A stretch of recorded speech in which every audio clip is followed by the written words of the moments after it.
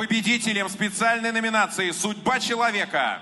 Гордость Отечества» за особый вклад в служение людям становится глава сельского поселения администрации Мещегаровского сельсовета Салаватского района Республики Башкортостан Ильнара Ураловна Сапина.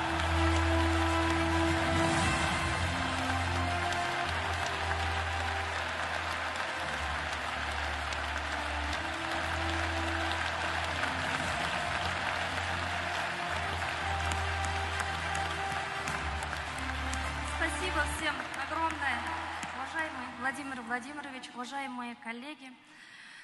Разрешите поблагодарить вас, Вармсу, Сергея Кириенко, Ирину Михайловну Гусеву, всех участников голосования за такую высокую оценку моего труда. От себя лично, уважаемый Владимир Владимирович, и от всех коллег нашей огромной страны, благодарю вас за вашу неустанную работу на благо Отечества. Сегодня вся Россия сплотилась вокруг вас и наших воинов, которые защищают нашу Родину. Я знаю, у многих моих коллег, мужья, братья, там, как и мой супруг, мы всегда будем им надежным тылом и сделаем все, чтобы приблизить нашу с вами победу. Спасибо всем огромное.